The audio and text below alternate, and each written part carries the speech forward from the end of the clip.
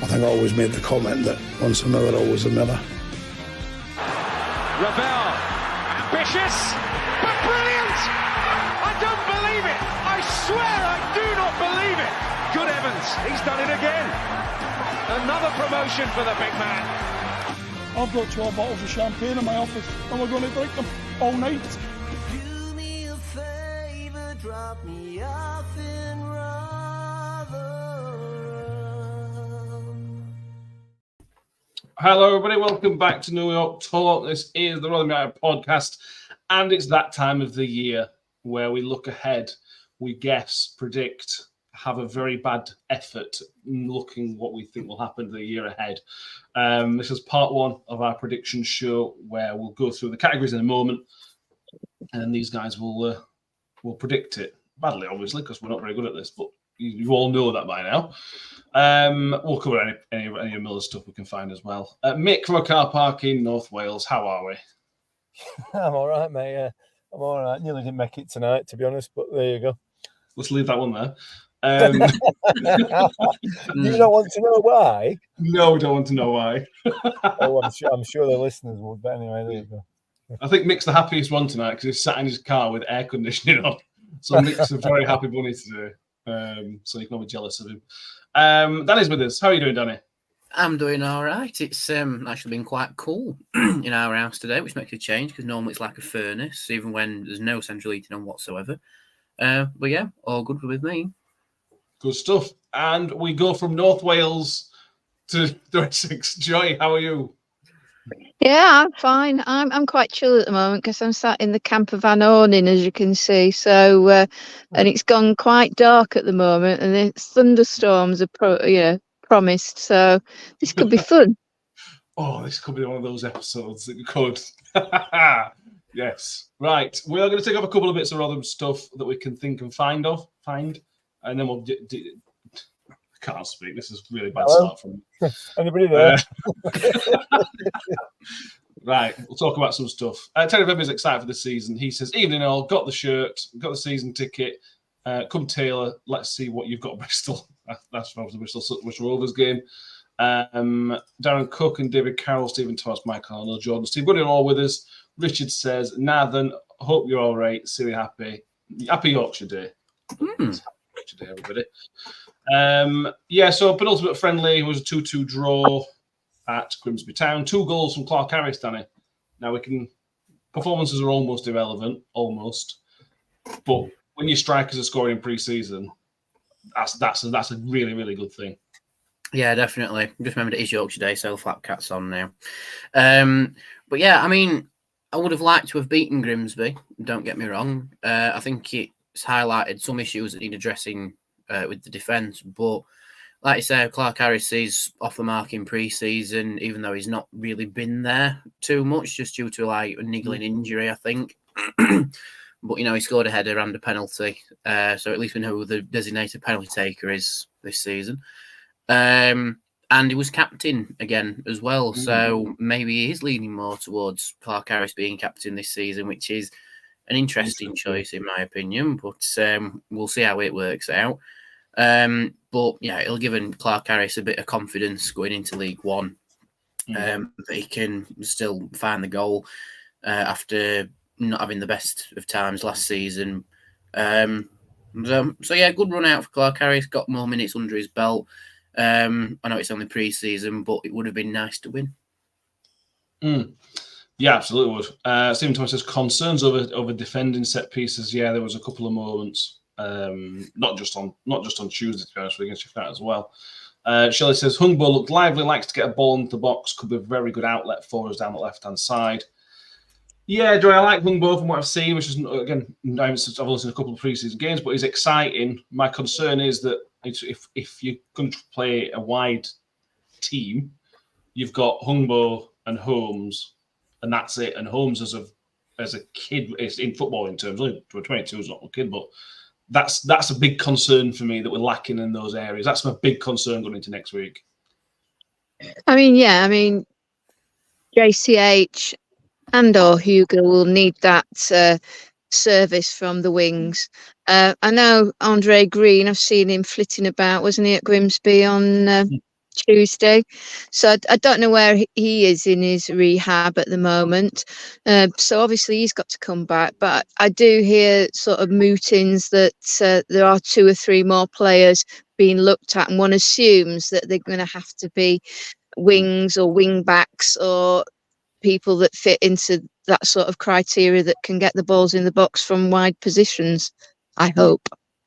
Yes, I hope so, because I think relying on a kid who is not played a senior game yet is a concern for me, as I mentioned. One bit of sort of transfer news that's come out today, Mick, is Steve Evans. It's not working for us. Steve Evans rubbishing the Michael Smith link. I'll be honest with you, Mick, it felt like a lazy link, but do you think that is an area that needs to be strengthened, or do you think is the striking areas kind of locked down? Well, I mean, Steve Evans has said it's not happening, so I expect him to be paraded wearing a shirt at 4 o'clock tomorrow. I would think. That seems to be the way things go. I can't see. Yeah, I think it is just a bit of lazy journalism, that, isn't it?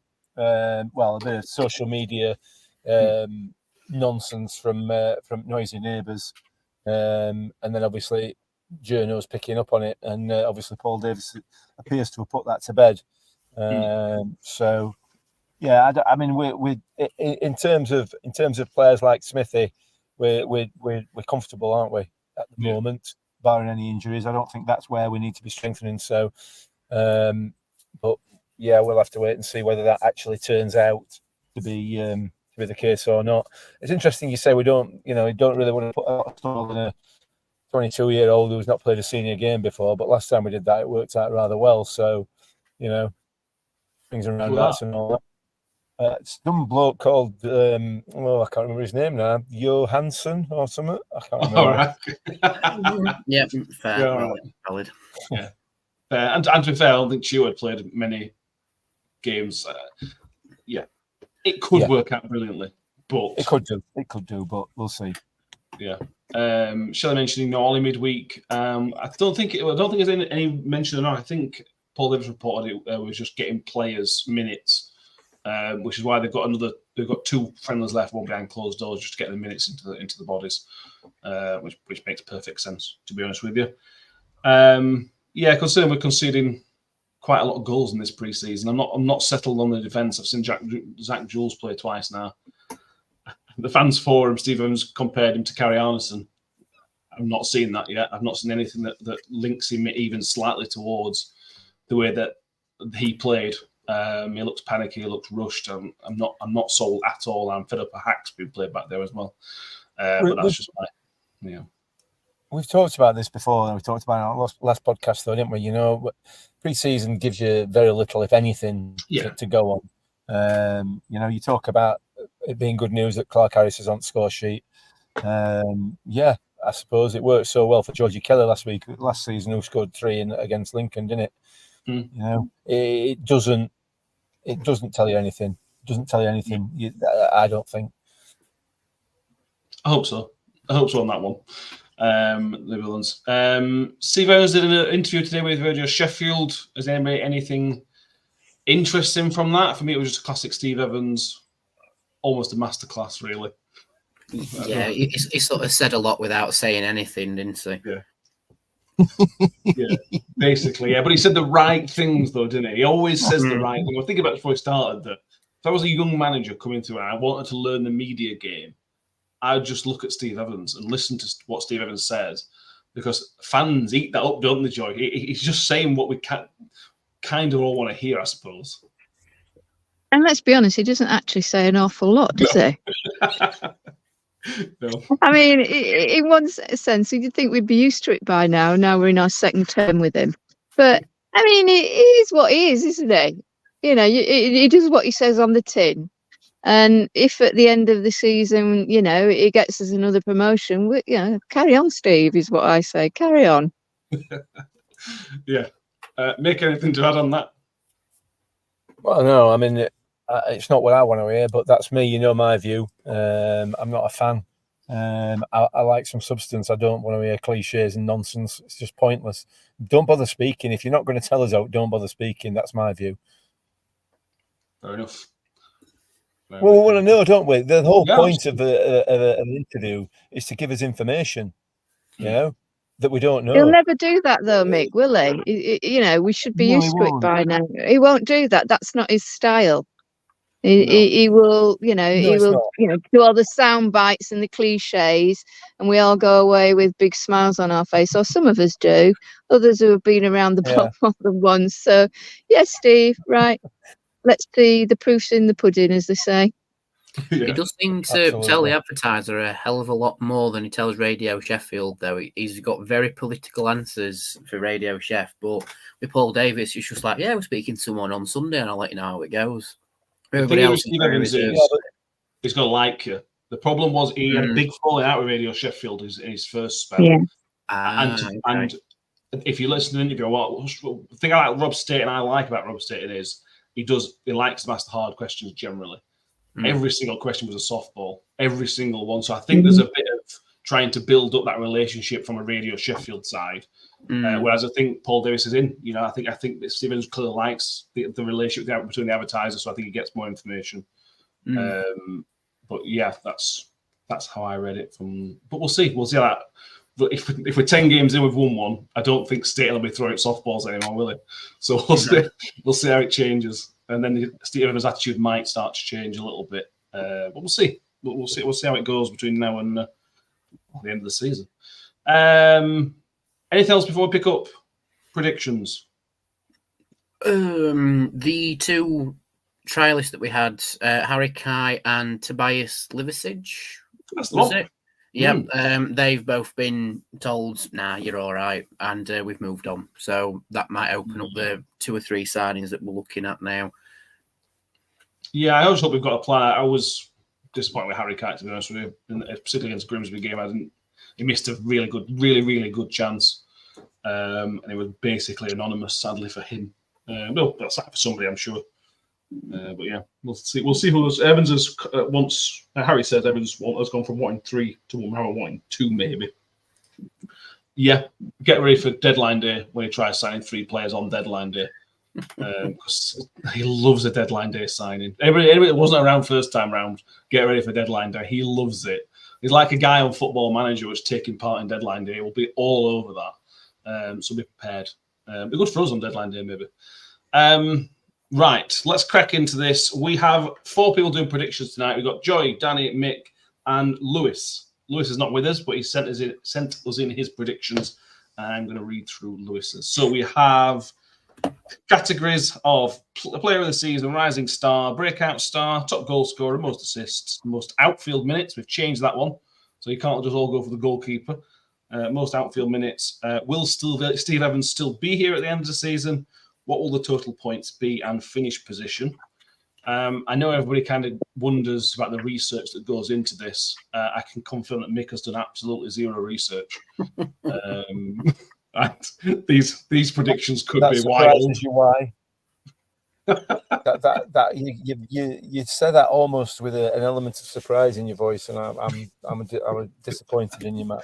No, there's absolutely no surprise, none at all. Yeah. Bear around the turnover of players, this could go wild. So let's see. Right, let me start from Joy. I've got on my right-hand side, Joy, player of the season. There's a number of players, because we expect a good season. It could be a number of players, I suppose. Yeah, but I think you're going to have to focus on the ones that we know a little bit more about than the others. I mean, I found this very difficult, a bit like Mick. It was literally about an hour ago thinking, crikey, who have we got now? I don't even know who the players are.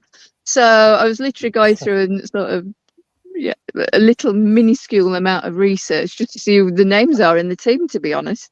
But I think when you're looking at player of the season, it's going to be, I think, some similar characters that we've had around for some time, the Rathbones, the Dolphins of this world, and then obviously your Johnson, Clark, Harris, and, you know, left field, the loan signing, 𝐿𝐿 seems to be doing okay in pre-season, but like we say, can we run with that? I don't know. So I don't know where to go. I honestly player of the season, it might be somebody who's not even part of the team yet. Yeah. Yeah, it could be. I'm going to go with one that we've got already. So I'm going to go with somebody who's been with us a while, and I do like him, and he's a nice chap. So I'm going to go with a Dolphin. I like the Dolphin. Yeah, I can see that happening. Yeah, well, I also should say that we say this every year. If we sign, you can make changes to these. You guys can make changes to these up until the January the window closes in August. In the years we've done this, nobody's actually made a change, but the option is there to make the change. Lewis has gone for the same as you, Joy. He's gone for a Dolphin as well. It'd be interesting to see where he plays. Actually, if he plays in defence all of the season and we have a good season, then he might not get the player of the season because he'll maybe a bit anonymous. So we're interested to see how it plays out because he's wasted back there, in my opinion, which I will mention every episode until he plays in midfield. Shelley's saying he thinks it will be Cam Humphreys, and Joshua Caswell, says Humbo. Fair enough. Danny, what are you reckoning for player of the season? I reckon it's going to be a toss-up between Humphreys and the Dolphin throughout the course of the season anyway. Like, we know Humphreys is the reliable centre-half. We've seen that over numerous seasons. He sort of went missing a little bit last season, but you could argue that's because of the injury and never really settled back into it.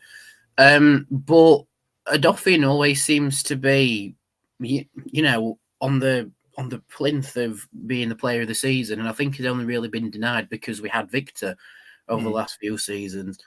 And if a Dolphin is going to be floated between midfield and centre-half, depending on if and when Steve Evans makes the decision to switch it up, and we know he can perform well in both positions, marginally better in midfield, in my opinion, I think that will nudge a Dolphin to the top of player of the season. So, yeah, I'm going for a Dolphin as well. Okay, like style. We have Tiny going for a song. Which is out there. Like it. It'll be good. Tom K says he would say Humbo, but if he's good, he'll probably be recalled in January, which is true. Michael Carnell says Hacks or Rafferty. Rafferty is an interesting one. Harry says unpopular opinion, but he doesn't think Odoffin will play much this season. That would be a real shame, but it might be right. Mick, who are you predicting to be the best player this season for Rotherham United? Well, I think Cam Humphreys is a shoo-in, isn't he? If he stays fit, that's the major issue. And as somebody's just mentioned in the comments, Stephen Thomas mentioned in the comments, potentially that's the wrong one. That potentially Humphreys and a Dolphin could be poached before deadline day. So there's a potential with Cam Humphreys that he may not be here, but I think he will. But I'm going to go a bit left field. I think I'm going to go a bit left field, and I'm going to pick somebody who's not even fit yet, and that's going to be Andre Green. I think once he's back up and running, I think he'll play a big part in this season, assuming that he can stay fit.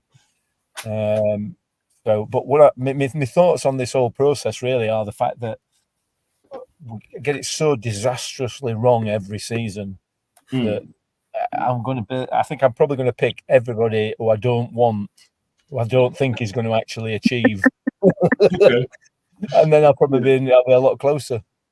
I mean, Andre Green has got all the hallmarks of a classic Mick selection that plays about 3 games. That's the problem, yeah. That is the problem. That, I'm going to say gas, but we don't know that, do we?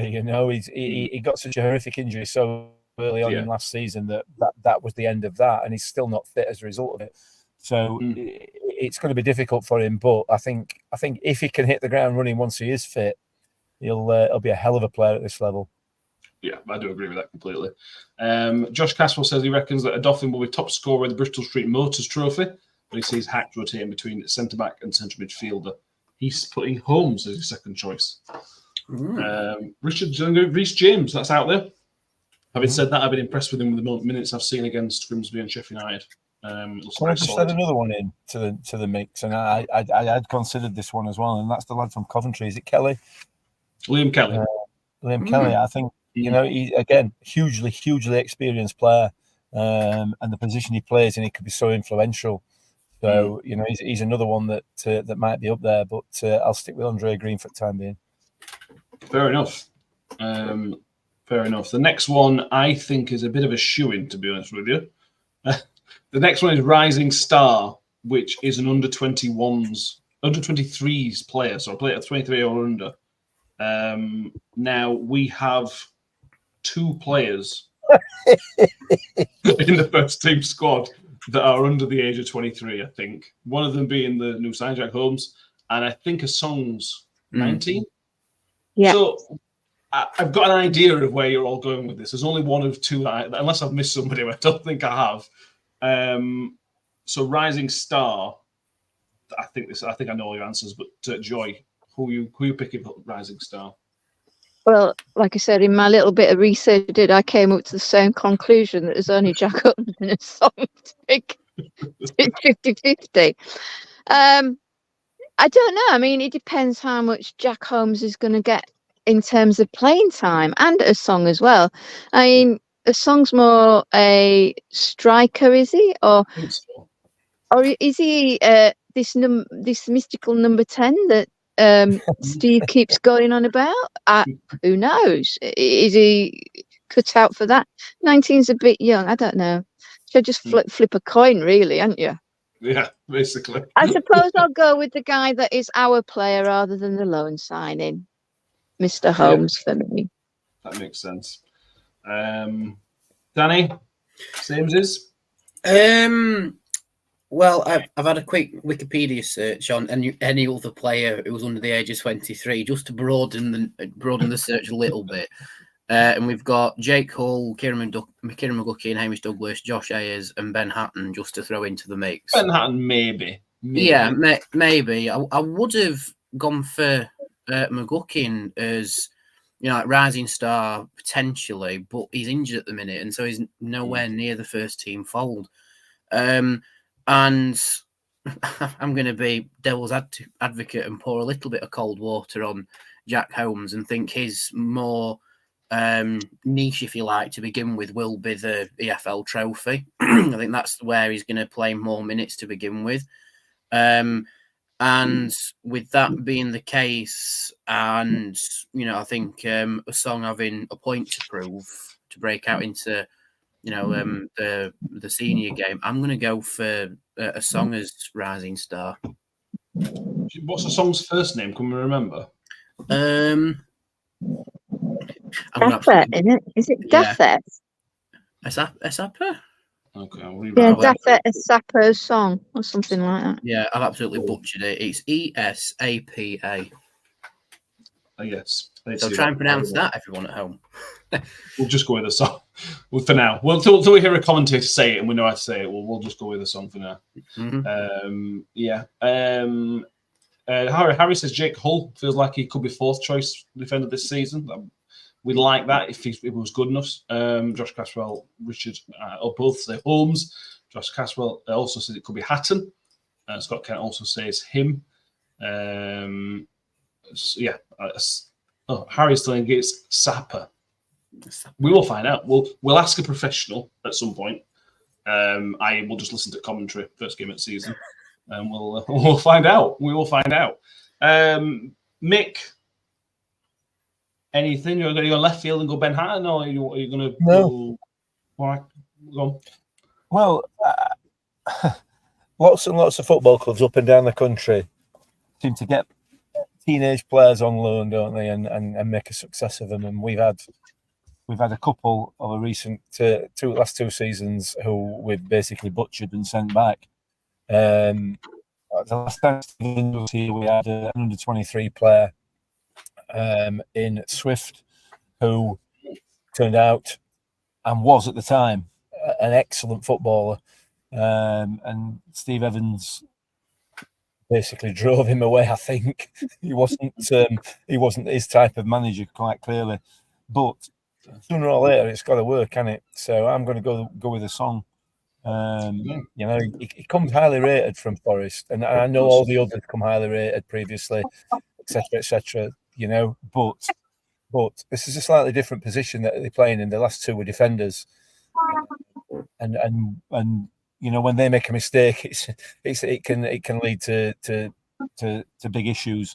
Strikers or people who are playing up the front end at top end of the pitch are not quite so it's not quite as much of an issue, when they're losing the ball or whatever. So I'll stick with him. I'll go with the Song, I think.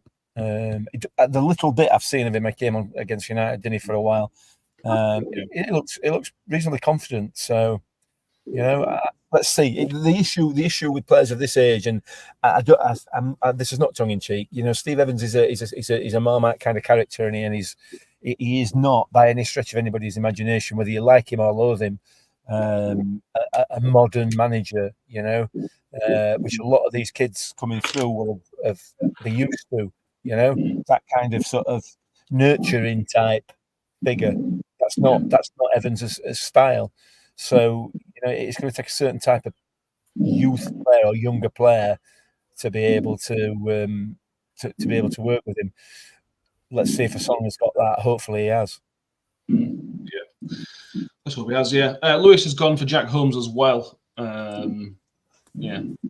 Danny, talks to me. Let's just talk about Jack Holmes, because I think he'll get picked again and make a breakout star. He has played 3 or 4 games for us now, 4 games I think, and then 1 against us as well. People are getting very, very excited. Some people are getting very, very excited.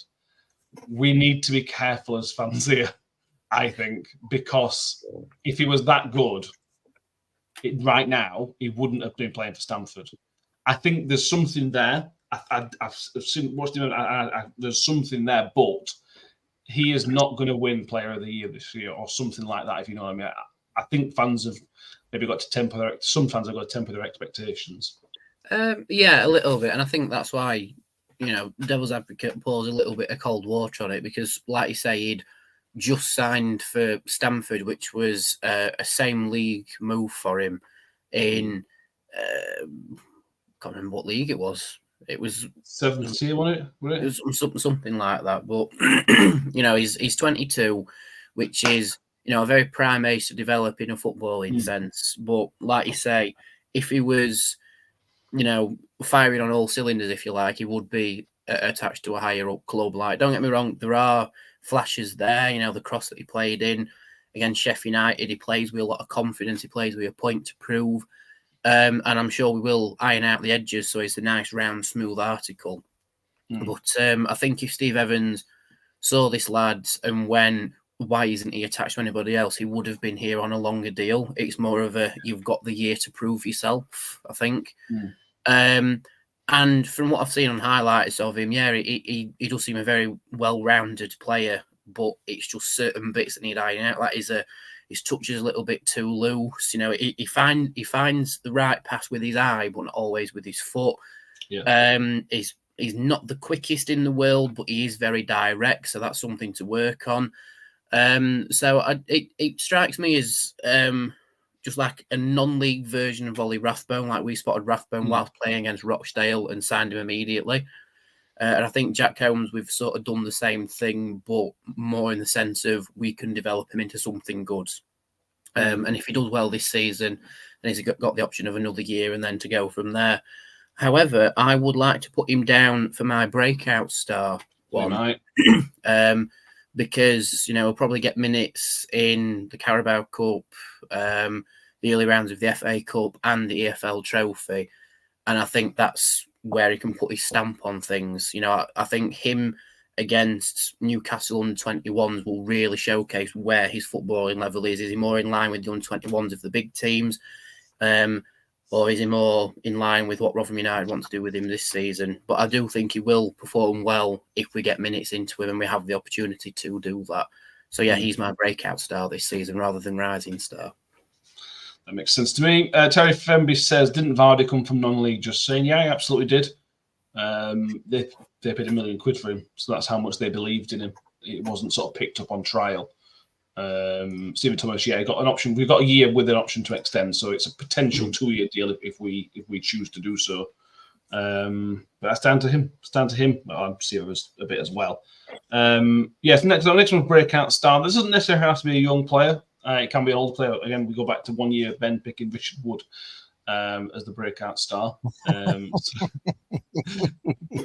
then did you this one you picked Tom East for, Danny? I think I picked Tom. Yeah, I picked Tommy's last season for this. Yeah, I think you won the category, so I still don't know how I did that. That was proper crystal ball behaviour. That. Yeah. So Danny's gone Jack Holmes. Lewis has also gone Jack Holmes, which I completely understand. Joy, who are you thinking is breakout star this year? I'm going to go for Nombe. Nombe. That's a shout, actually. That is a great shout for me. Yeah, big year for him, Joy. I think it's a really big year. If he performs this year, then the kind of world's his oyster. But if he has a bad year, I don't know where he goes. Well, this is it. I mean, I don't think we played to his strengths last year at all, in any way, shape, or form. And he tried to make as best a fist of it as he could. And towards the back end, when he was playing, when Evans arrived, we did see some flashes, didn't we, guys? We did see some flashes. So, I'm just hoping that he can, grab the bull by the horns and make a fist of it. She says cliche after cliche. I would like to see him as well. I mean, for crying out loud, we paid an awful lot of money for him in terms of what we pay. And it would be nice to see something back on our investment. And if he does, I mean, let's be honest, he played well for Exeter in this league, didn't he? This season before last, when he came to us, he could have. There were mootings that he was likely to go to other teams as well, but he came to us. Matt Taylor, who knows? But he is our player, so yeah, I'm going for Nombe. I like it. I hope you're right with that one. I do too. It's one of those that I'm really kind of rooting for him this season. I'm really hoping he has a good year for us. Mick. What? Breakout star? It's difficult, isn't it? It's a difficult one because it's difficult to look past Sam Nombe for all the reasons that Joyce said there. But I think what I'm going to do, I'm going to be different. I'm going to agree with somebody out of the comments as well, because I think this is probably right. Not necessarily from a footballing point of view, but I want to curry favour, obviously, with all the ladies in the. No, we need to say his name. We know exactly who you mean. Exactly. You see, you've got breakout, obviously implying that he's going to be able to show his wares on the pitch as well, but also star. This lad's going to be a star, whether it be at football or modelling or whatever it is. So, yeah, Joe Powell's going to be my breakout star without a doubt. Calendar's incoming. I can already see exactly what the claim is at the end of the season. Mick's going to go, can I have half a point? Because he has been a breakout star, but on social media, not on the pitch. Yeah. I already see it. The record calendar sales. Mate, up here for thinking, down there for dancing, mate. Think it through. Fair enough. He hasn't played much in pre-season. He certainly didn't start the last two games. I wonder if he'll start the Woody testimonial again. Interesting to see. Protecting his face. Fair enough. You've got to look after the assets. wait until on Sky at first day of season, so he's on front of the nation. Exactly that. But whatever will Keith Stroud do, the attention won't be on him for once. Harry's saying Nombe. Joshua Castle says Bramall, if he can transition to a winger. I think he's going to have to. You'll see Bramall playing left back under Steve Evans' team. Richard says Powell as well. So does Shelley, saying breakout star Joe Powell could be key from corners and set pieces and free kicks. Michael Connell says Powell or James. Shelley saying Chris Teehee could argue the best central defensive midfielder in the league if he stays fit. Could be huge. I think that's a great shout. Tiny going really out there, going Sean McWilliams. I think he's played about 20 minutes of pre-season. We don't know anything about Sean McWilliams really yet. Hopefully he gets some minutes and it pans out. But he's a bit of a worry for me in terms of players so far pre-season. But we'll see. There's a couple actually. But anyway, let's move on. Next one up would be the top goal scorer. We can narrow this down to your strikers, probably. Joy, there's one man that screams out, pick me for top goal scorer. Are you picking the obvious one? I think it's going to be difficult not to, unless it's Crocked. Which, I mean, he is of a certain age, and I suppose bits start dropping off you when you, well, I know from my own age, as you get older. So I mean, he took that header cracking, didn't he, on Tuesday? I mean, wheelie whipped that in. I mean, our other options are 𝐿 and Nombe, and anybody from midfield, anyone from 5, theoretically. But you can't not. I mean, that's why he's been signed, isn't it? He's been the top scorer in this division before as well. It's hard to look past him. I'd like to say Nombe. 𝐿, I don't know whether he'll get up off the deck long enough to score. So, yeah, I'll go JCH. Makes sense. Pressure on him to perform this year, to be fair. And also, I think the goal he scored against Grimsby was a sign of the different player from 10 years ago. It was, though he wouldn't have scored that kind of goal for his first time round. So that shows that he is a different player to what we had first time round. Josh Caswell, unsurprisingly, Harry, Josh Caswell, Richard are all saying Jonson Clarke-Harris as is tiny. Stephen Thomas just says not Hugo, which is fair. Josh Caswell saying it could be Raggett from corners. Raggett getting a 20-goal season would be interesting. I'm all for that, though, to be fair. Terry Tremor says Nombe as well. thnk says head, says Jonson Clarke-Harris. Heart says Nombe. Yeah, I'd like it to be Nombe, but Danny, Mr. Clarke-Harris? Yeah, I think so. I'm more in line with Tom K. You know, the head says Clarke-Harris due to his scoring record. Heart says Nombe. I really hope Nombe is a bare minimum second place in the top goal scorer chart. Just on to John Morell's question as well. I think Nombe got about 17 last time in League One for Exeter, something like that. But yeah, I think the way we're playing suits Clarke-Harris more, and like we've just said, the header against Grimsby as well. That's a sign of things to come, I think. So yeah, Clarke-Harris, I think. But we'll see where we are at the end of August, and if I change my answer to Nombe, we'll see. You can only change it to a new player. You can't change it to a new player. Oh, never mind then. Shelley's saying top goal scorer. He feels like it will be Jonson Clarke-Harris. Is a shoe-in for the Golden Boot, but Nombe could be used that wide, which will hurt Nombe's chances. Mick, again, obvious Clarke-Harris. Is that the one you're going for? Or are you going to pick, I don't know, Joe Rafferty or something? No, I'm not. No. Clarke-Harris is the obvious one, so I'm going to go down a different route slightly. I think just to be different, just to be different. That's not like you. No, I know. Well, you know, I like to try and get it wrong as best I possibly can. So I'm going to go for goalkeeper. No, I mean it'd be nice just to see some goals, and I really don't care. Yeah. I don't give the monkeys who scores them, quite frankly, because we seem to have seen so few goals this last season. It feels like almost a stupid category to have. You know, who's going to get the 3 goals required to get top goal scorer for us? That's how it feels. You know, it's so difficult having endured what we've endured for the last 12 months or whatever it is. It feels like 12 months.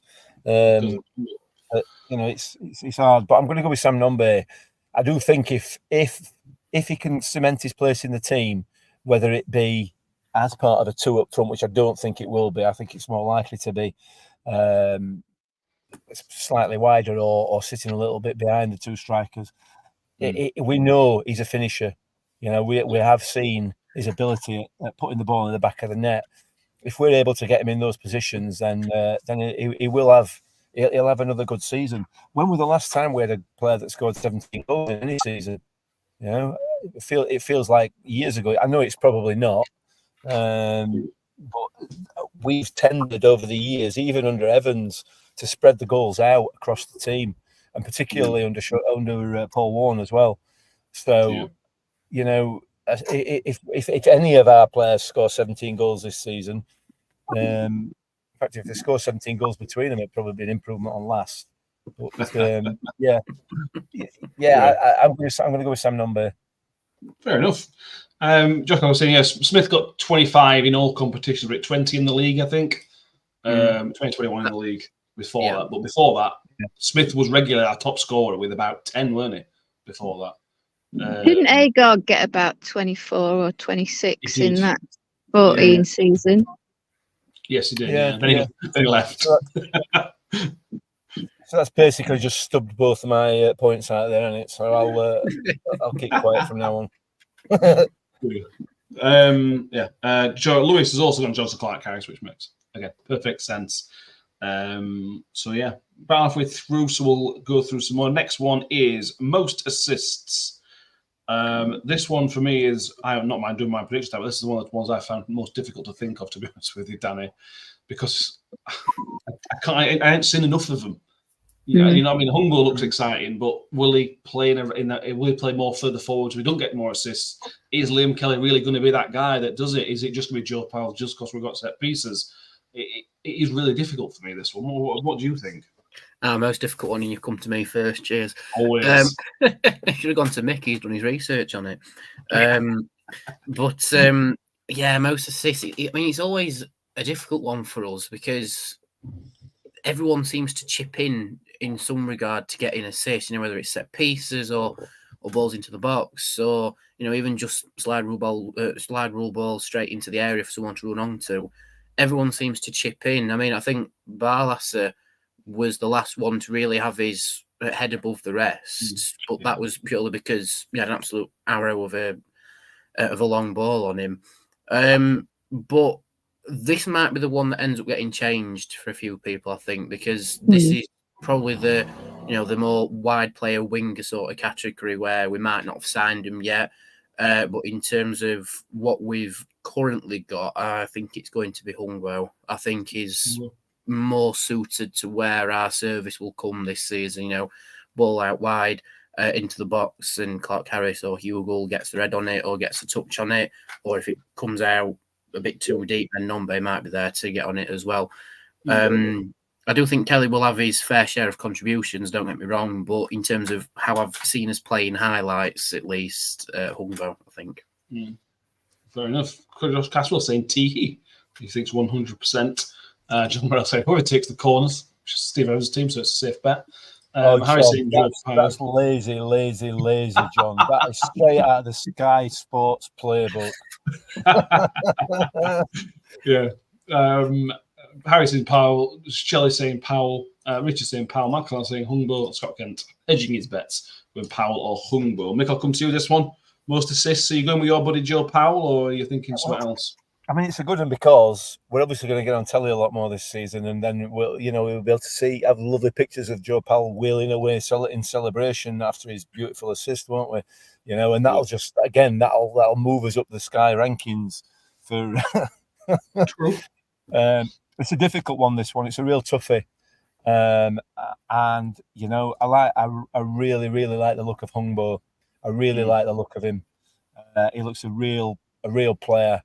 So I'm not going to pick him because if I do that, I'll be put kiss of death on it, won't it? I'm going with Josh. I'm going with Josh Caswell. I think Tahi. Okay. I do.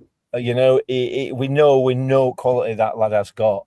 He's just not been able to show it for various reasons, mainly injury. Before you lock it in, do you remember a conversation we had when he first signed? And I think you picked him for most assists. And then a week later, we realised in his entire career, he had like one assist before he joined. Yeah. But he's developing as a player. He's moving on. Okay. Fair enough. Locked in. Paul Rhodes also saying Powell. Tom K saying Bramall. That's the name. That's left field shout. Literally, will be a left field shout. Stephen Thomas doesn't think 𝐁𝐞𝐬𝐿 and Johnson Clark Harris can play together. He says in terms of the strikers due to high press, need a high injury. That's right. John Morell saying it may be lazy, Mick, but it doesn't make it wrong, which is also true. True. Lewis has gone for Joe Powell as well. I think we're all assuming there's some set pieces in there. Joy, where are you going with this one? Well, everybody said everybody that I've got down on my list. I've got 𝐁𝐞𝐬𝐿, I've got Powell, I've got Kelly, I've got Bramall, and I've also got Mystery Man Green. So, well, yeah, what about him?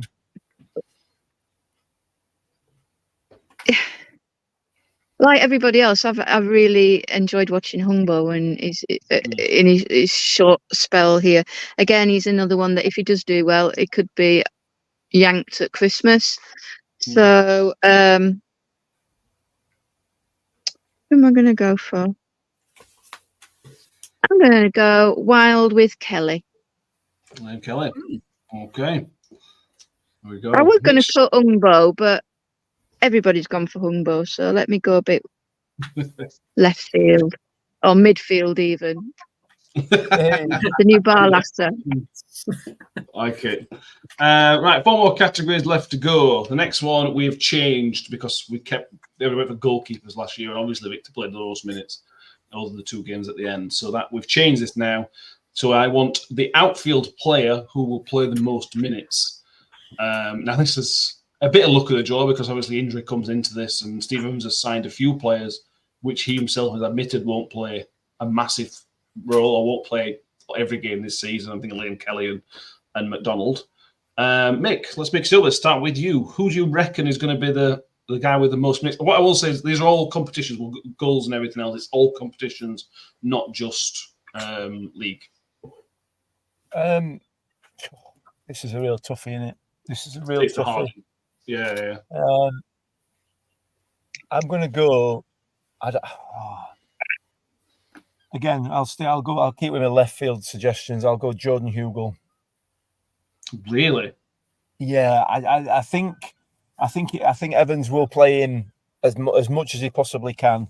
Obviously, Clark Harris, I think, will be his number one choice in terms of a striker. But whether he's going to see the season out through fitness, I don't know. Hugill, the only time he's going to injure himself is if he trips over his own shoelaces or pulls a muscle getting up after he's thrown himself on floor. So, I'll go with Hugill. Okay, fair enough.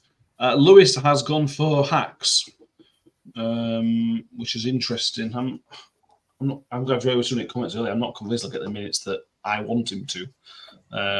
But we'll see. Joy, who for you was going to play most minutes? Well, it's a bit like the player of the season. I was thinking Hacks, I was thinking Ollie, I was thinking Cam Humphreys. I think I'll go for Cam. Okay, I hope so. You know, Cam Humphreys plays loads of minutes this year. We'll have a great season, aren't we? I'll buy you a beer if that wins, Joy. You'll buy me one anyway, Mick. I know, that's true. Fair enough, Harry says, I don't like it when people say Kelly because it makes him sad and think of Georgie. All right. Shelley says most minutes will be Joe Rafferty, which is an interesting shout. Josh Caswell thinks Hacks or Raggett. Harry saying Aggett. Michael Carnell says Hacks or James. John Rell saying whoever's captain, which will probably Clark Harris, but so come off every single game probably. Tom K says Rafferty. Richard says Hacks. Paula Rhodes says Reece James. Scott Kemp with Rafferty as well. Stephen Thomas says Ollie. Terry Fenby says Paolo Humphreys. Josh Caswell says that Hugill could choke on the grass while he's down there. Harry says, Mick, you've got it confused. It's most minutes in total, not most minutes on the floor. But listen, like I said earlier on, up here for thinking, down here for dancing.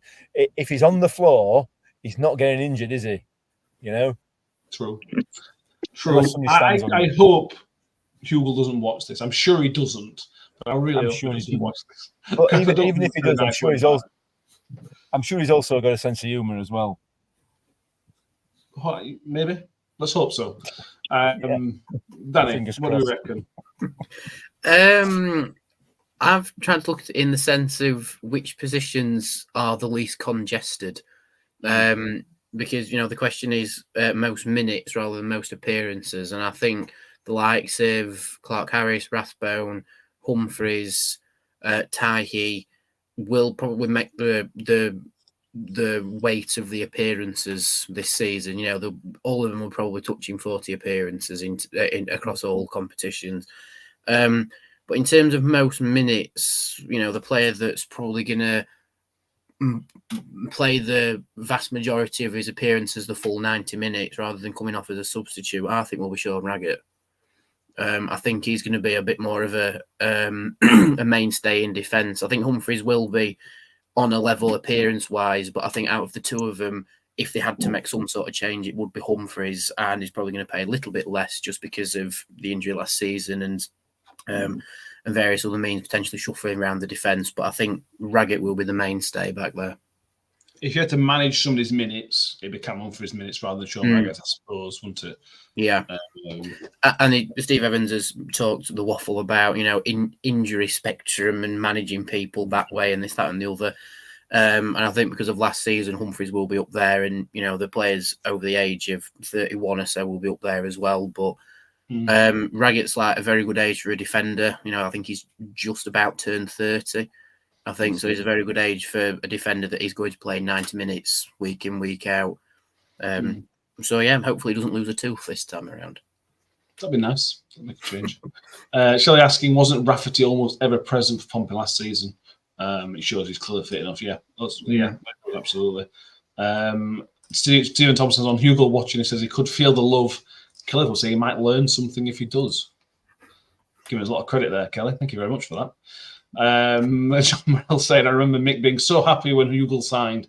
How times have changed. It didn't last long, but I tend to find, John, that when you express some sort of happiness, somebody always comes along and kicks you between legs, and it goes away again.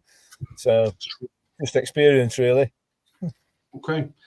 Moving on, 3 categories left. This one is: will the manager still be here at the end of the season? So obviously Steve Evans comes into the season as the manager. Do we think that Mr. Evans will still be the Rotherham manager at the end of the season, Danny? What do you reckon? Barring an absolute disaster, yes. I think it's had something similar last season as well for Matt Taylor, and lo and behold, the disaster happened. But I think with Evans, he's basically safe for the season unless we're like 17th coming into Christmas. We'll get into final position in a minute, but I think anywhere higher than 8th, Evans keeps his job all the way through the season and probably into next season as well. Fair enough. Joy, is he going to be here? Yes.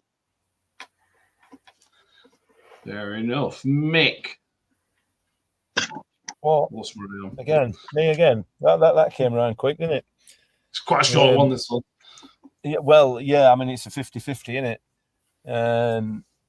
I mean, I'm trying to think of a set of circumstances other than what happened last time, which we'll not go into, where Tony Stewart will get rid of Steve Evans, because that would mean Tony Stewart, let's just assume for a second that things weren't going the way we wanted it to go, and I'm not saying that they will or won't one way or the other. Let's assume for a second that they're not going the way that we wanted them to go, we are, like Danny says, for example, I don't know, 17th going into Easter next year, way out of it, no chance of getting a promotion and playing not particularly well. In order for Tony Stewart to get rid of him, that would mean that Tony Stewart would have to admit that he's made a mistake, and he is not that kind of man. He will not. He won't accept responsibility. It would appear from experience, looking at certainly his performances over the last season. So I can't see a set of circumstances where he will be sacked. He's going to be here, isn't he? I don't see any, unless we're getting relegated. I don't see a set of circumstances where he will be, where he will leave, or unless Leeds come in for him, obviously. Celtic, apparently. There's only Celtic that they go to. Yeah, of course it is. Yeah. I mean, the other point to make here, obviously, is that the manager from our noisy neighbours will be poached at some stage, so there will be a vacancy down the road. They're a massive club. You couldn't turn a job like that down, could you? Yeah. Josh Caswell says definitely. Richard says yes. Harry says even if we're relegated, he thinks we'll be here. Terry says yes, as does Stephen. Kelly Phillips says you can safely put your money on it. Paul Rhodes says, absolutely. Josh Caswell says, unless Celtic come knocking. Tiny says, just depends if anybody comes on for him, because he's the type of gaffer to jump ship if a bigger offer comes in, but he really hopes not, because he loves him and because he makes the club feel great. Yeah, certainly some people feel like that way, absolutely. John Morrell says they are going to have to stick with him as the types of players he has brought in to suit his style. Can you afford to overhaul the squad again? No. Which is a good point.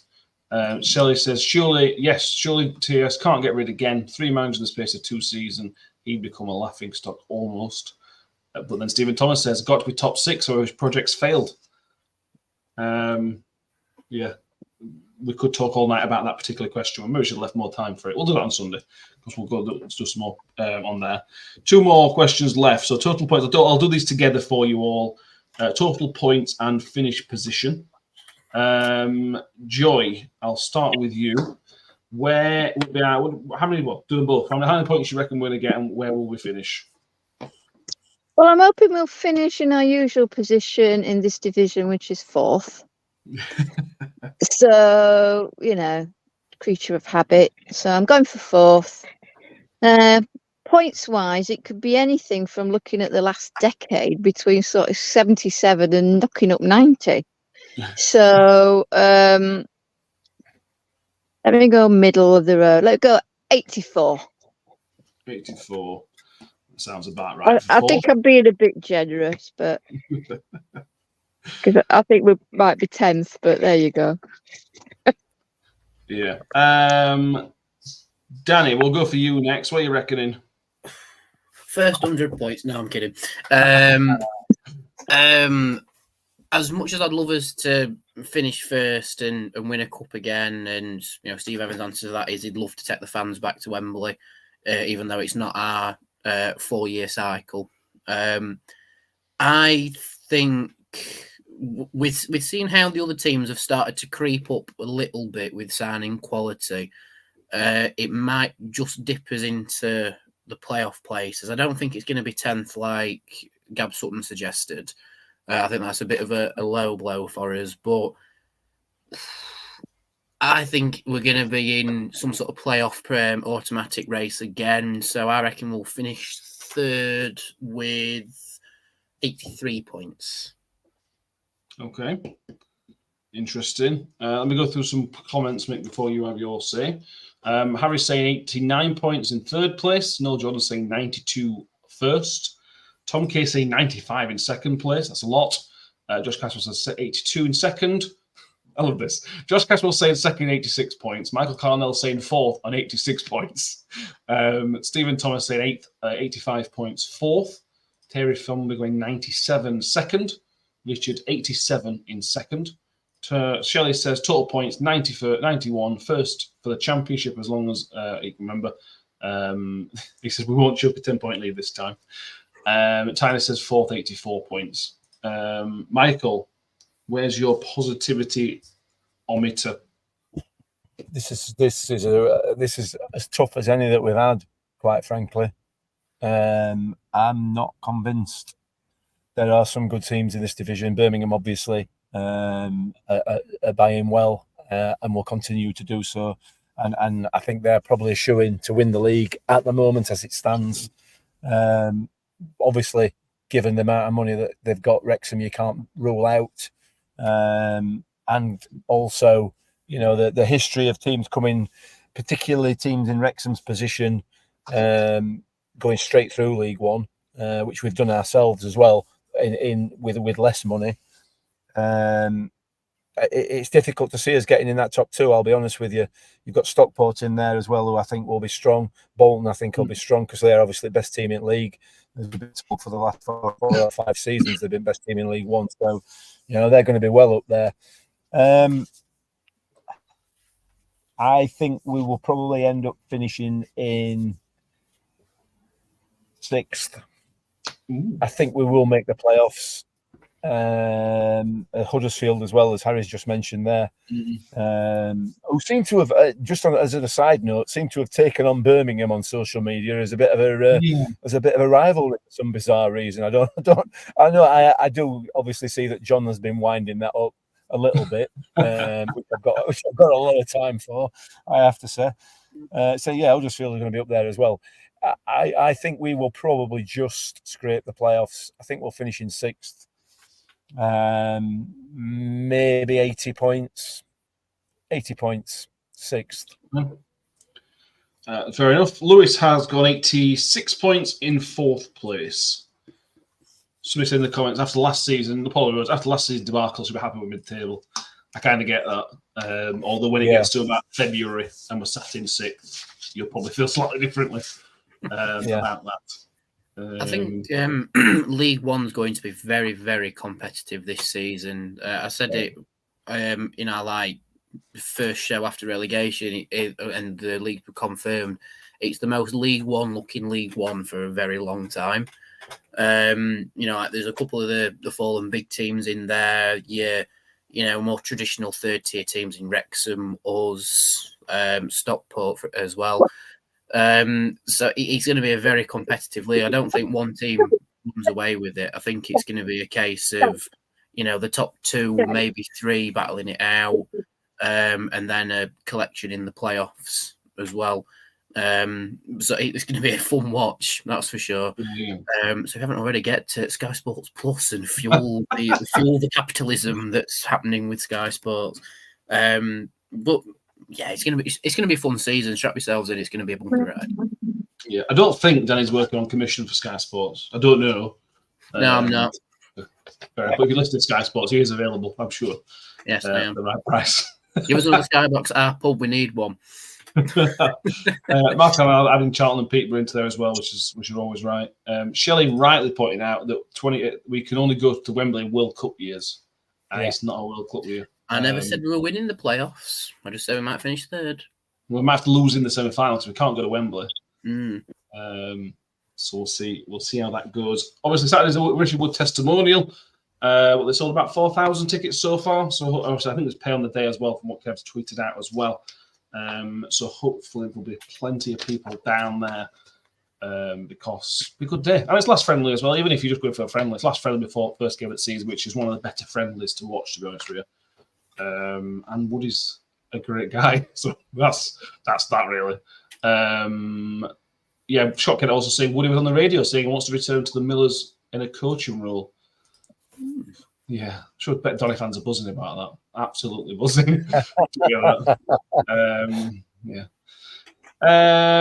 Sammy Fisher said John Morrell saying Craig Shakespeare sadly passed away. Yeah, the former Leicester coach and coaches of loads of players, loads of clubs has passed away. So thoughts to his family because he was obviously very successful, coached some really, really big clubs in the Premier League and the Championship. So that's a very sad. I think it was coaching last season, I think, or certainly the season before. So that is really, really sad. Guys, are there anything else that we want to mention Rotherham United related? Because we're losing joy in the lie. I thought I were in deepest, darkest Essex, didn't I? Not really United related, but I probably look better now anyway. This is my light. But no, it's not really Rotherham United related. But the one thing I want to mention is I spotted Tiny's profile picture earlier, and it seems to be me and him celebrating the cup win last year. So thanks for that, Tiny. I didn't notice that before. Michael Arnell, don't forget, our lovely friends at Sky Sports have moved the local derby to Barnsley. Just on that, Barnsley is now on Monday night, the 11th. I mean, this is not going to impact many people, but that means the Bradford game in the Bristol Street Motors will be moved because that was scheduled for the 12th. So there will be another knock-on effect to Sky Sports. Again, that's pretty minor because the people that were looking forward to Bradford right now is probably in single digits, but it's still impact. Which will be, and that's the good thing is, and there are not many things to praise Sky about, where they've picked all their games up until January, and I think that's really, really good. I think that's a really good step in the right direction from that point of view. That's as much praise as I'll probably give them all season. Right, let us end it there. We are coming back Sunday evening for the second half of our prediction show. Everybody else who is not here, plus me, will be doing that. Will be revealing their predictions. Mick's going to run the show on Sunday, so if you want to watch some chaos, please join us. And don't forget, Tuesday we're going to be doing this phone-in show. So it's going to be like this. We'll send that link on Twitter, Facebook, and you can join that link and we'll talk to you. We'll have a chat about what you think for the season ahead and your predictions and things such as that. So if you want to get involved, keep an eye out. We'll send a link like really early in the day, and then we'll give it a go in the evening. The scouting report will hopefully be next week as well. That's back. The scouting report will return next week. Keep your eyes peeled for that. We should say thank you to all Millers. Let me make sure I got his handle right. All Millers for that, yes, because he has done Only Millers. Only Millers has done as a new intro for that as well, which is really a nice take on last season, and he's added the new intro, which is better than the one I found for last season. So thank you very much for that. And go follow him on Twitter. He is on Twitter as well through there. So Only Millers, thank you very much. Please make sure you've subscribed if you haven't done so already.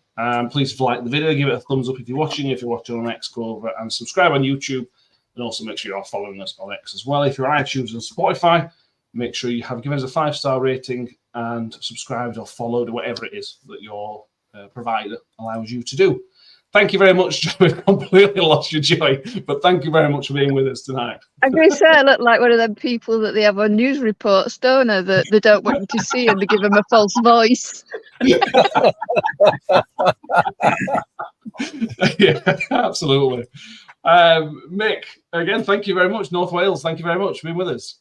No, it's absolutely fine. I'm just waiting for Joe, hoping that once we go off air, Joy's going to tell us about her a tour of Kabul and Afghanistan. I'm undercover at the moment, making deep dark aesthetics. Oh, brilliant. And Danny, with the Yorkshire theme, with the Yorkshire flat cap on tonight. Thank you very much, mate. Yeah, thank you very much, guys. I'm absolutely gutted to be working on Saturday, funnily enough, in Doncaster, so that's going to be fun. That's what they think. That's what they think about it all. We will see you all next time, and as always, up the Millers. Up the Millers. Up the Millers. Up the Millers. Bye. I always Bye. make the comment that once a Miller, always a Miller. Ravel, ambitious, but brilliant! I don't believe it! I swear I do not believe it! Good heavens, he's done it again! Another promotion for the big man. I've got 12 bottles of champagne in my office and we're going to drink them all night. Do me a favor, drop me off in